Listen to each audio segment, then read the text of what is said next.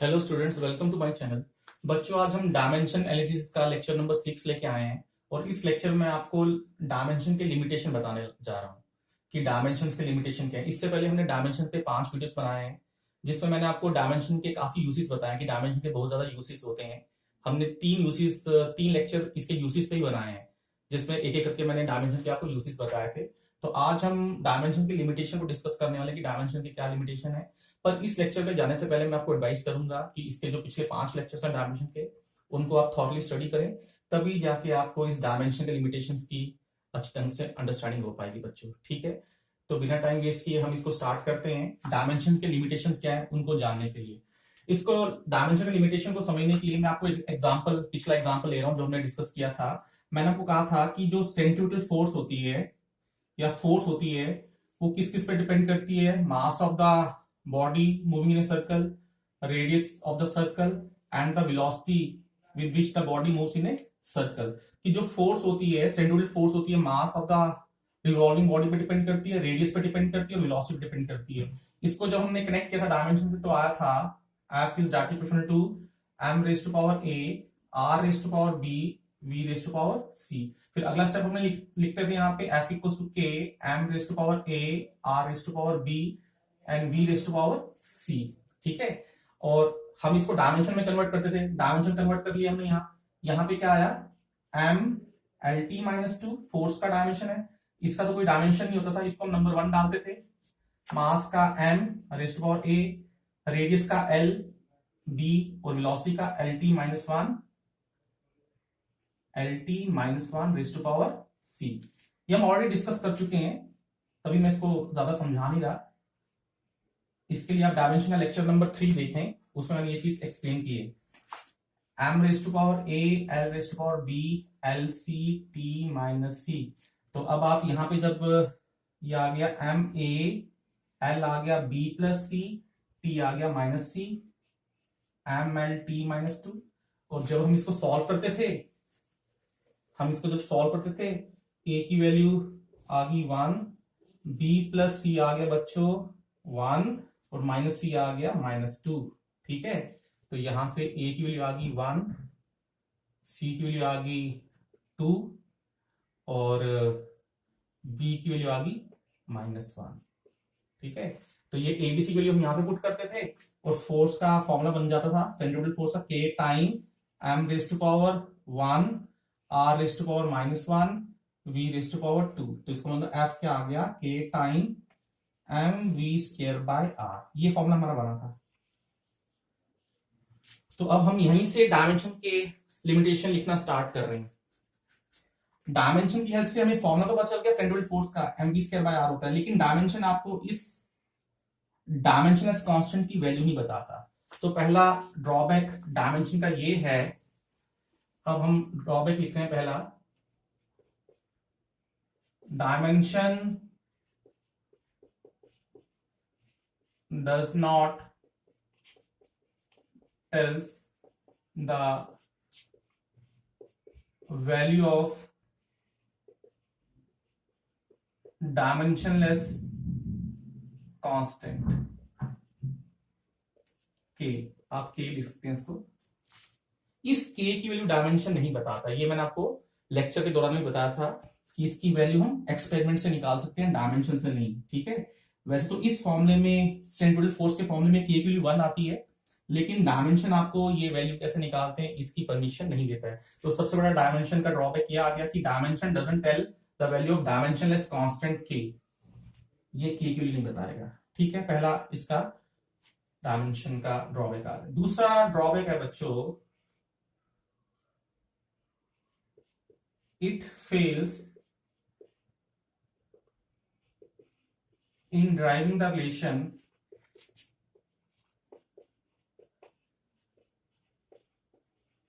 या formula.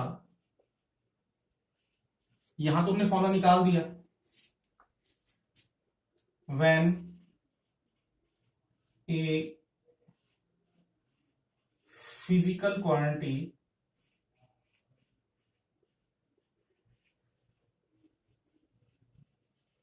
depends upon more than 3 physical quantity. अभी आपने यहां पे देखा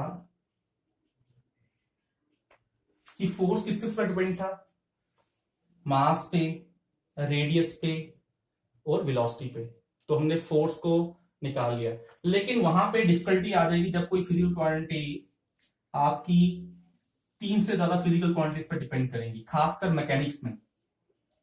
मैकेनिक्स में बच्चों मैंने आपको बताया था कि मैकेनिक्स में एम एल टी यूज होता है।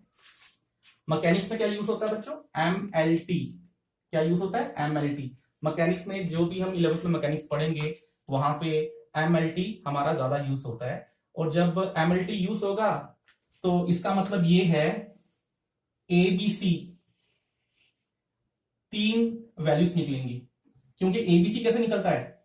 जब हम एमएलटी की पावर्स को क्या करते हैं? कंपेयर करते हैं। जब हम एमएलटी की पावर्स को कंपेयर करते हैं तभी हमारा एबीसी निकलता है बच्चों। ठीक है, ये A B plus C minus C हमने कैसे निकाला? जब हमने एमएलटी की पावर्स को कंपेयर किया।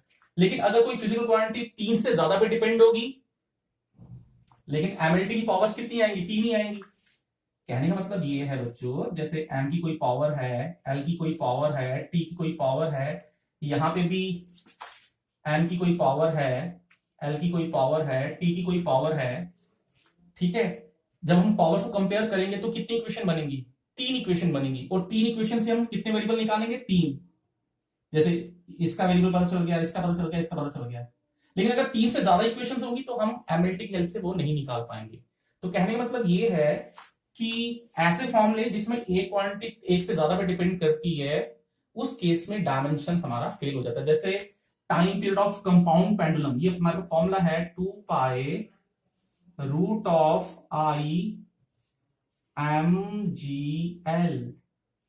ये आपका फॉर्मूला होता है time period of compound pendulum का। आई आपका मोमेंट ऑफ इनर्शिया है, यहां पे एम मास है, जी एक्सेलरेशन ड्यू टू ग्रेविटी है, एल आपका लेंथ ऑफ पेंडुलम है और टी आपका टाइम पीरियड है। इस केस में टाइम पीरियड कितनों पे डिपेंड कर रहा है? मोमेंट ऑफ इनर्शिया पे डिपेंड कर रहा है, मास पे डिपेंड कर रहा है, एक्सेलरेशन ड्यू टू ग्रेविटी पे डिपेंड कर रहा है, लेंथ ऑफ द पेंडुलम पे डिपेंड कर रहा है।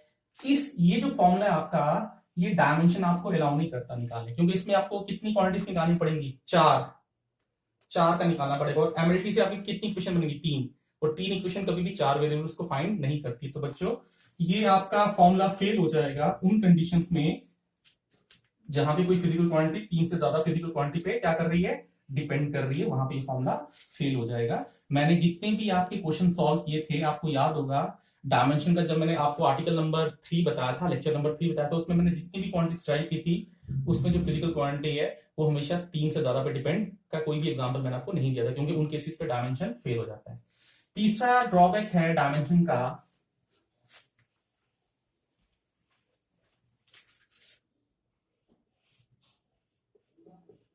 it fails in establishing formula when a physical quantity can be expressed as a sum or difference of two physical quantities। मतलब ये उन फॉर्मुलास को भी डिराइव नहीं करती है जहां पे कोई भी फिजिकल क्वांटिटी 2 या 2 से ज्यादा फिजिकल क्वांटिटी के सम पर डिपेंड करता है, या किसी फिजिकल क्वांटिटी को हम 2 टर्म्स के सम से एक्सप्रेस कर सकते हैं। आपका जो डायमेंशन एनालिसिस है उसमें हम डायमेंशन के हेल्प से इस टाइप का फॉर्मूला ड्राइव नहीं कर सकते। हमने किस किस टाइप के फॉर्मूले ड्राइव किए थे? हमने ड्राइव किए थे टाइम पीरियड हो गया 2 pi root of L by G, ये फॉर्मूला हमने ड्राइव किया था। एस्केप वेलोसिटी हमने ड्राइव किया था रूट ऑफ 2 GR, या फिर हमने सेंट्रल फोर्स का किया था mv² बाय r। इस टाइप के हमने फॉर्मूले ड्राइव किए थे जहां पे कोई भी फिजिकल क्वांटिटी किसी दो के सम पे डिपेंड नहीं करता था। तो इस टाइप के जो रिजल्ट्स हैं ये डायमेंशन की हेल्प से हम ड्राइव नहीं कर सकते, इनके लिए हमें डिफरेंट ऑप्शन लेना पड़ेगा।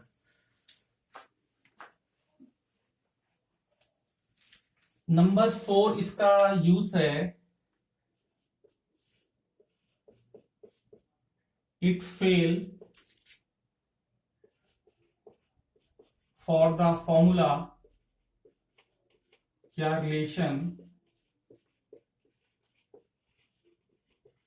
when a physical quantity can be expressed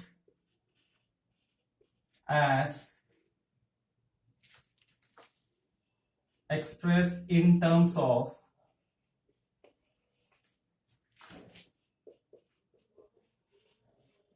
trigonometric function, log function और एक्सपोनेंशियल फंक्शन। मतलब ये डायमेंशन की हेल्प से हमने बड़े बड़े फिजिकल क्वांटिटी के रिलेशंस बनाए हैं, हमने बड़े बड़े फॉर्मूले बनाए हैं डायमेंशन की हेल्प से।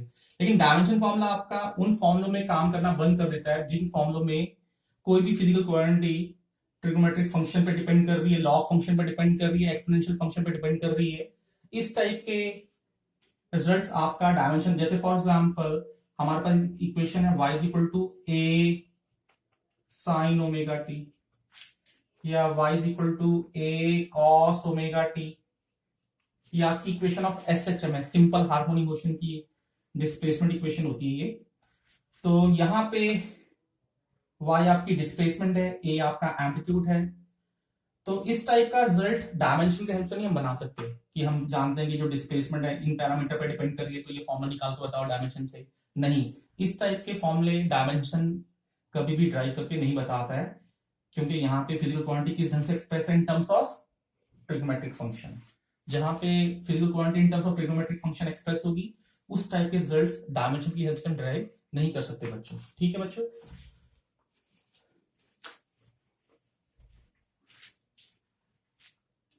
अगला इसका ड्रॉबैक है बच्चों कि जो डायमेंशन फॉर्मूला होता है, dimension formula of a physical quantity is not unique.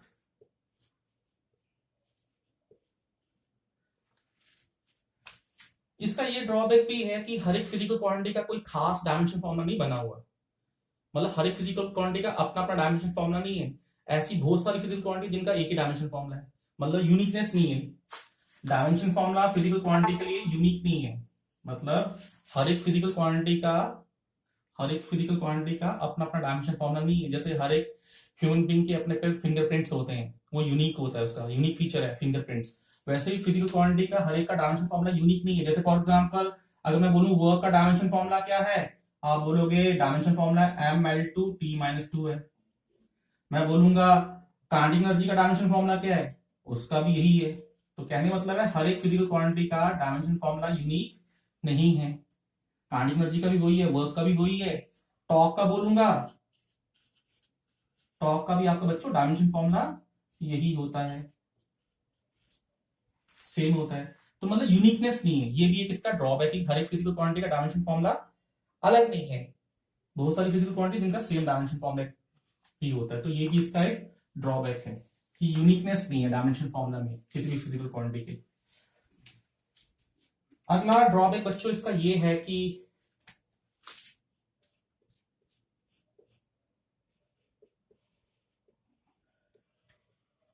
a dimensionally correct equation need not to a correct equation। एक इक्वेशन आपकी डायमेंशनली करेक्ट है बच्चों, एक इक्वेशन है जो कि आपकी डायमेंशनली करेक्ट है। जैसे हम बात करें s equals to u t plus a t square, ये इक्वेशन है। ये आपकी डायमेंशनली करेक्ट है, ये इक्वेशन आपकी डायमेंशनली करेक्ट इक्वेशन है, but still it is not a correct equation. लेकिन तब भी ये करेक्ट इक्वेशन नहीं है, तो ये भी ड्रॉबैक हो गया कि अगर कोई इक्वेशन डायमेंशनली करेक्ट है, डायमेंशनली करेक्ट का मतलब इसकी जितनी भी टर्म्स हैं उन सबके डायमेंशन सेम है। इसका डायमेंशन भी एल है, इसका भी एल है, इसका भी एल है, आप चेक कर सकते हैं। इन तीनों का डायमेंशन आपका एल आएगा। ये डायमेंशनली करेक्ट है, यही डेफिनेशन डायमेंशनली करेक्ट की। ये इक्वेशन आपकी डायमेंशनली करेक्ट है, लेकिन तब भी ये करेक्ट इक्वेशन नहीं, क्योंकि यहाँ पे 1/3 है, जबकि यहाँ पे क्या होना चाहिए 1/2 होना चाहिए था। तो ये भी इसका ड्रॉबैक है कि अगर कोई इक्वेशन डायमेंशनली करेक्ट है तो इसका मतलब ये नहीं होता कि वो एक करेक्ट इक्वेशन है। बच्चों लास्ट मैं लिमिटेशन बता रहा हूं डायमेंशन की। On the basis of dimension we cannot say either a physical quantity is vector or scalar।